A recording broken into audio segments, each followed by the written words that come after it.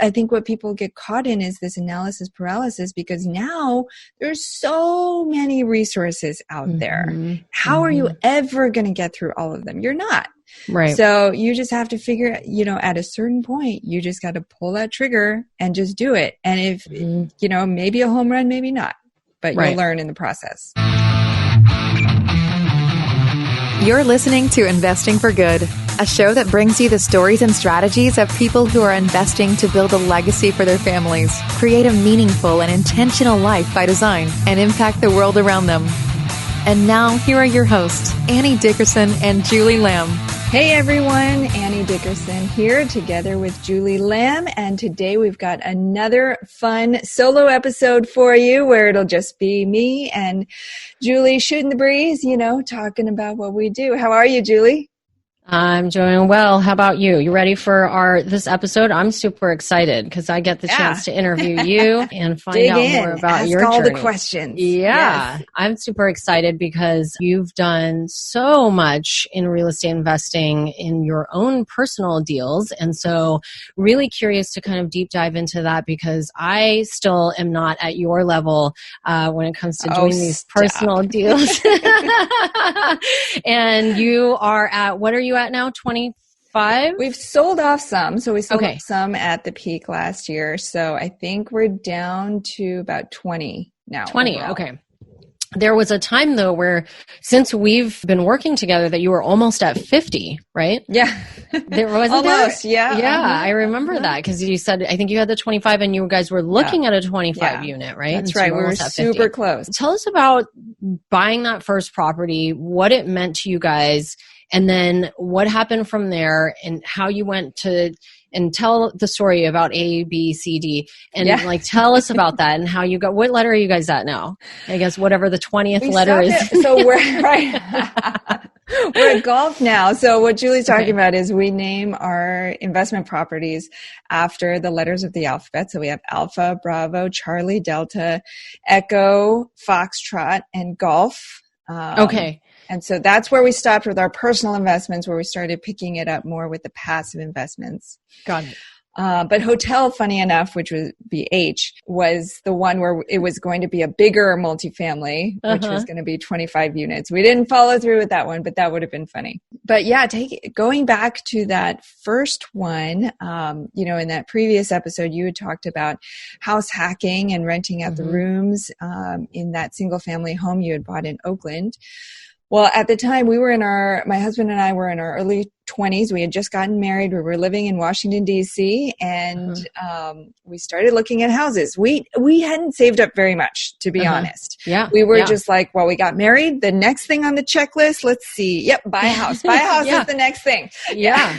Yeah. Totally. And so we started, one of his coworkers at the Kennedy Center actually was transitioning into real estate. So we worked with him as our realtor, and we had started, looking at condos and lofts in the nicer areas of DC. And then in one conversation, the realtor said, have you considered looking at some of these row homes? And he said, often in these row homes, there's not one unit, but two. So you would live in one unit and you could rent out the basement in-law suite. It's an entirely separate unit with its own entrance, its own kitchen, its own bathroom. And, being young 20-somethings, we had been used to living in dorms in college and with roommates. So we were like, yeah, share a space. We're totally down for that. Yeah, and you can get some money every month. Let's do that. And so, funny story. This one is one I don't tell often on podcasts. The way that we found that first property, Alpha, was actually because of a passive-aggressive fight that my husband and I had.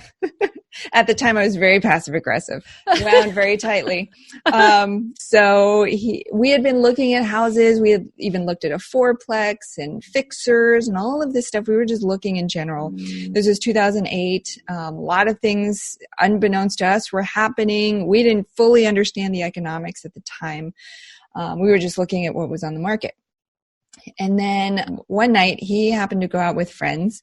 This is where the passive aggressive part comes in. So he was going out with friends and he was supposed to be home at a certain time. And then I don't hear from him. And then I'm texting him and trying to call him. He's like, yeah, I think he maybe got back and was like, oh, I'm still going to be out for a little while.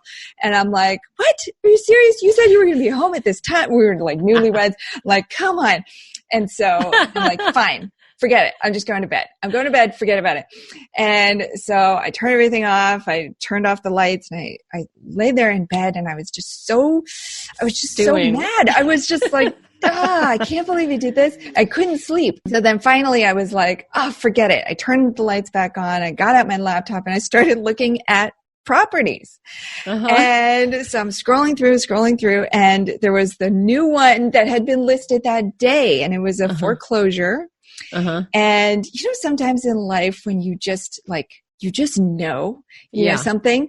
Yeah. So I opened it up and I opened up that first picture and I looked at it, and it was just from the door of the main unit looking in, and there was this beautiful full brick wall all the way down one side of the house.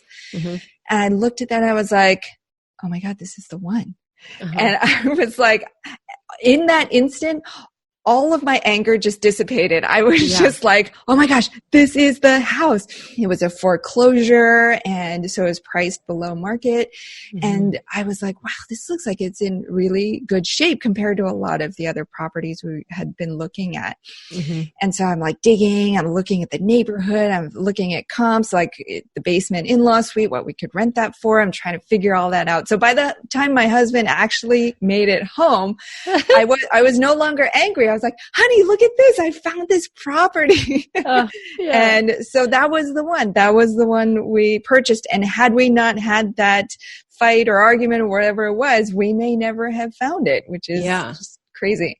Yeah. I think that's so interesting how you said that, you were looking at the comps and you were trying to figure out what you could get for it, because you were probably trying to figure out like, okay, if I spend this much and I put this money down and my mortgage payment is X, $3,000 a month, how much at the end of the day am I going to be obligated to pay, right? Like if, let's say you could rent it out for $1,500, okay, well then you'd have to pay half your mortgage, or let's say it was more or less, like you need to know that, right? And so it's funny how, because we talked about this a little bit in the last episode with me, how you've got to you're laying the foundation for so much that we use today in the world of investing and decision making and all of that. And I think that, you really can't underestimate the value of doing smaller deals, because we've clearly have learned so much. Okay, so you guys found that deal. You ended up, I'm assuming you went out, you put the offer, you guys bought the deal.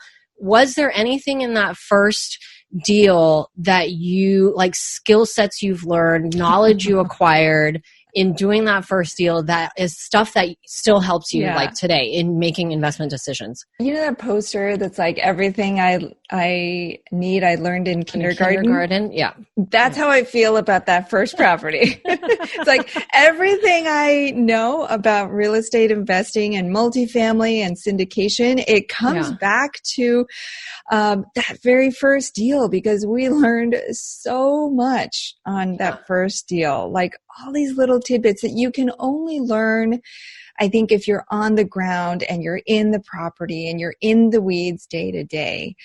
I mean, so we bought that property. First of all, we bought it with very little down. It was, I think we bought it for $480,000 was the sales price. It was a 3-bedroom, 1.5 bath upstairs, and downstairs it was a 1-bedroom, 1-bath.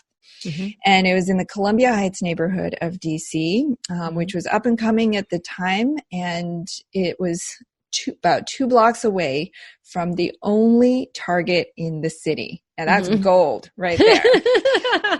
And so there's a metro station there too. And there were restaurants popping up all over the place. One of my favorite pizza places in the world, Red Rock's Pizza, was right down the road. So it was a great neighborhood. Real quick, I want to stop here. Did you at that time think about all of this? Like, was this part of your decision to buy, was like the analysis of like the location and the, you know, the Target nearby and, you know, the favorite pizza place and like up and coming, like we always talk about investing in the path of progress, right? Because you're kind of catching it on the upswing. Like, were you doing that unknowingly at the time? Like, were you doing that analysis like back then? Yeah, that's such a good question. And people ask me all the time now, like, did you do all that analysis back then? Did you do all the underwriting? And it was no.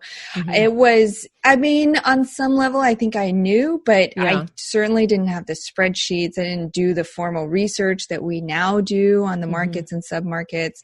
I wasn't really looking at the schools and the quality and the crime stats. It was just, and DC crime stats, don't even get me started. But I was sort of loosely, that's why I mentioned the Target, because that was the main thing. I was like, there's a Target here, people. Like, people are going to start moving into this area. And I didn't quite, like, I think I knew on some level that if more people moved in, the prices would go up, there would be higher demand. Like, on some level, I knew that. I just didn't know to necessarily go and look at, you know, rent increase percentages and like, you know, population density. And I didn't know to look at all of that stuff back then. But on a gut level, I knew like something's happening here, something exciting. And I think this is a great area to be in. Same actually on that point, same with the underwriting. You know, now we have all these complicated spreadsheets every time we look at a property and we're like doing sensitivity analysis, stress testing, all of this stuff. And then it was really just like, I mean, we had a really bare bones spreadsheet. It was like, okay, this is how much the property would cost. This is how much we are putting in for the down payment. This is our mortgage amount per month. Okay. And then at the low end, this is what we think we could rent it out for. And in the high end, this is what we think we could rent it out for. And that's it. And then we looked at it and we were like, okay, well, if we got the lower end, that would mean that we'd pay this much in mortgage every month. And how does that number compare to, say, if we were to rent out a place instead? And so really that's it. We didn't get into like reserves and CapEx and all of this stuff that we do now. It was just like, okay, does it feel good? Okay, how about you? You feel good about this? Okay. Anyone who's listening, you just get out there and you just do it. And, you know, I think that's the important thing is you get out there and you do it, because I think all too often, especially newer investors who are coming in right now, think they've got to do all of that fancy stuff. And I'm not sitting here telling you you shouldn't. I'm just saying that if you don't necessarily think you've got it all down pat, I think the important thing is that you get out there and you start doing to the best of your ability, right? And it's getting out there. And I think we were talking on a podcast the other day and they mentioned, you know, Kiyosaki saying that, you know, wealth is really in the experience of the things that you do in your life. And so, you know, it's the doing, it's not the having, right? It's not the having the cash flowing house or having, you know, meeting all of your goals. It's the experience that you need to go through to get to where you're trying to go is just, if not more meaningful than the outcome and achieving that goal in and of itself. So I think that's important for people to remember too. I couldn't agree more. And I think it's almost a blessing that we weren't involved in the whole real estate world. You know, we didn't know, there was no bigger pockets back then. I hadn't even read Rich Dad, Poor Dad at that point. I didn't know anything. And it was almost a blessing, because otherwise, think of it, we would have been like, oh, we can't do this until we have the spreadsheet together. Right. We can't do this until we've read XYZ books or taken all of these courses. And that's, I think, what people get caught in is this analysis paralysis, because now there's so many resources out there. How are you ever going to get through all of them? You're not. Right. So you just have to figure, you know, at a certain point, you just got to pull that trigger and just do it. And if, you know, maybe a home run, maybe not, but you'll learn in the process.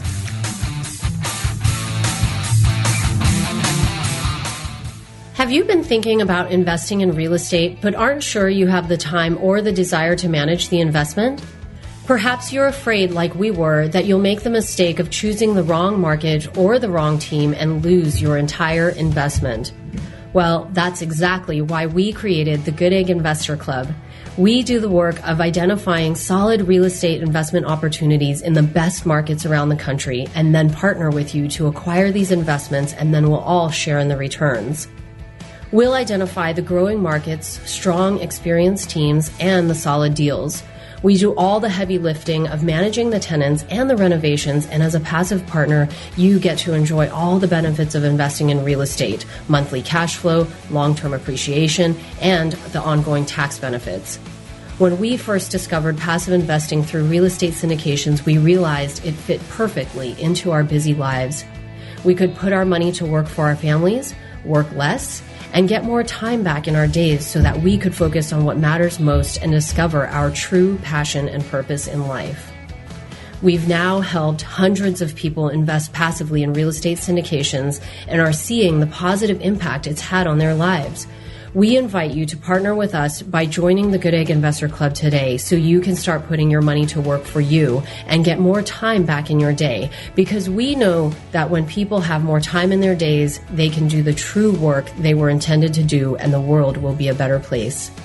To sign up for the Goodegg Investor Club, go to goodegginvestments.com/invest and we'll take it from there. That's goodegginvestments.com/invest.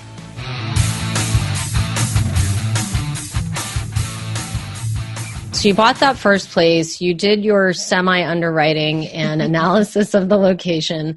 How did you go? This always intrigues me. How did you go from 1 to 25 or to 20, wherever you are at now?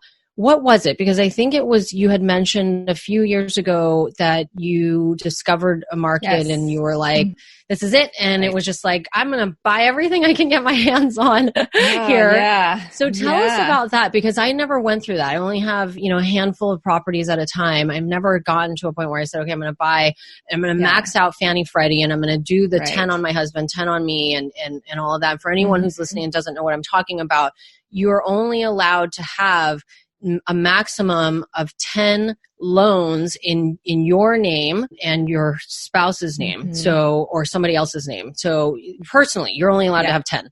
So if you're trying to maximize the number of spots that you have in your buying power, don't buy jointly with your spouse if you can avoid it, so that each of you can have the 10 and the 10, and you can end up having 20 like Annie did. So tell us about that and how you went and how you decided on that market and why you decided to go all in, and tell us about that experience, because I'm sure there's people listening that want to do what you did and don't know how to go from 1 or 2 like myself to gaining confidence. How do you even decide on a market? How did you discover that market? What was some of the analysis behind that you did? And then tell us about actually diving in it and buying all of those. Well, first I should say, before I dive into the story, is that we don't actually have 20 properties. Okay. So they are across, so Alpha through Golf. So that's 7, I believe. Yeah, I was counting. 7 properties. 7. So a number of them are 4plexes, 8plexes, so smaller multifamily. Gotcha. And so here's how it happened. So we bought Alpha, that first house hack, and we said, hey, this is working pretty well. Let's do another one. And so 6 months later, we found another one, actually on the same block, if you can believe it. Okay. But here's how much the market had appreciated. That first one we bought for $480,000. Yeah. That second one we bought for $580,000. Oh my goodness. $100,000 more in 6 months, same block. What year was this? 2009? This was 2009. Yeah. Okay. Oh my goodness. Yeah. Crazy. And so we were like, oh my gosh, things are happening. Let's jump on this, And so we didn't use an FHA for the first one. We ended up using it for the second one. And so we put down very little again, and we were able to get this property, and same thing. We had a basement in-law suite. We rented that out. And so why didn't you guys use FHA on the first one? I think it had to, I can't remember exactly. I think it had something to do with the foreclosure and the requirements there. Oh, got it. Okay. Yeah, that makes sense. Yeah. So we ended up using it on that second one. But then, it's not like So we had these 2 duplexes, but we didn't think of ourselves as real estate investors. Totally. We were like, no, this is just a thing that we do. We bought 1 duplex, it worked, so we bought another one. Right. And now that works. And it wasn't like we were like, oh, let's purposely let's grow to 4 units and 8 units and 12 units. Yeah. We were just like, okay, so we did those couple of things. Cool. Let's keep living life, So from DC, we took a break. We moved to Vancouver for a few years, Vancouver, Canada. I went back to school to study video game design, and the real estate market there is quite different, actually. So we sat out. The prices to buy are extremely high because there's a lot of foreign competition or foreign money coming in as well. But then the rental prices are really low. So the rents couldn't cover the mortgage. There was still this huge gap. So we were like, okay, that doesn't make sense. Let's just keep renting here. So we rented while we lived in Vancouver, and then now we live in Oakland. So once we moved to Oakland, we thought, hey, let's do that duplex thing again. That was really cool. Okay. So then we did that. So then when we moved to Oakland, whenever we look at real estate deals, I always love to look where other people aren't looking. So when we were looking at these duplexes, a lot of the listings will be marked as multifamily. And so a lot of investors as well as house hackers are looking, they have that filter checked off, right? Multifamily.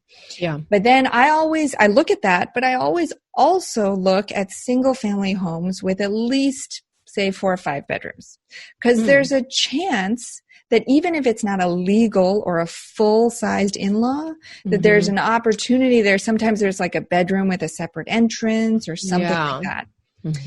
And so this first one that we found, Charlie, when we moved to Oakland, this was one that was marked as a single family home, but it actually did have 2 individual units. It just wasn't legally a separate unit. So it was marked as a single family home with 5 bedrooms. I thought, 5 bedrooms? That's pretty big. So I looked at it and I was like, wait, this has a separate kitchen, separate entrance. This is a whole second unit. So we bought that one, and this was 2015. So you were getting ready to sell your home in Oakland, and I was just getting into the Oakland market.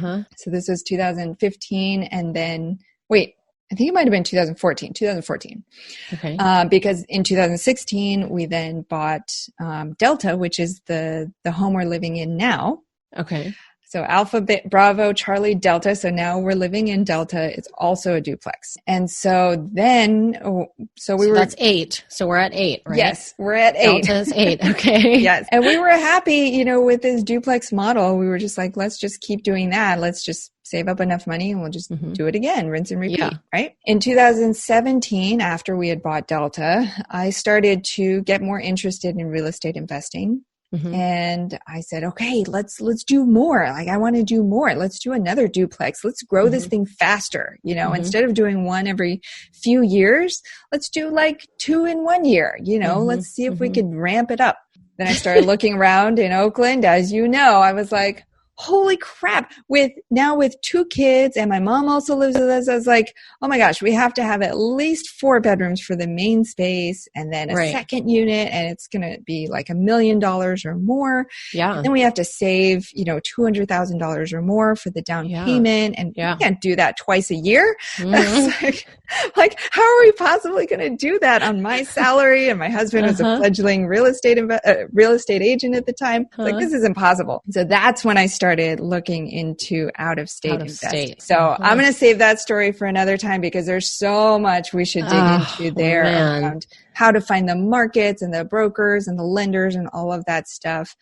I definitely want to sink my teeth in there and share all the things that I learned there. Oh man, you're going to make us wait? Why are you doing this to us? Oh man, I was so ready to dig into, but no worries. We'll save that for the next one. So much that we can learn from that process in and of itself. I still remember I posted in Bigger Pockets a while back about investing out of state, and my post that I had, posted got a ton of likes and people just like, oh my gosh, you're doing exactly what I want to do. So out of state investing, we'll save that for another one. And I did the same as well in 2017. The next solo episode is out of state investing with Annie and Julie. Well, thank you so much for sharing all of your stories, and loved hearing that one about your passive aggressive. That's Aren't you lucky I worked through that already? Yeah, I know. Since I am your work wife, thank goodness Joe had to deal with that first and not me. Oh, yes. Many, many years of that. All right. Awesome. Well, we'll catch all of you on the next episode. Thanks for listening. You've been listening to Investing for Good, the #1 podcast for people like you who are investing to build a legacy for their families, create a meaningful and intentional life by design, and impact the world around them. For more resources, check out goodegginvestments.com/podcast. And be sure to join the Investing for Good Facebook community. And don't forget to subscribe and give us a 5-star review so we can continue to bring you amazing new conversations every week. Until next time, keep investing for good.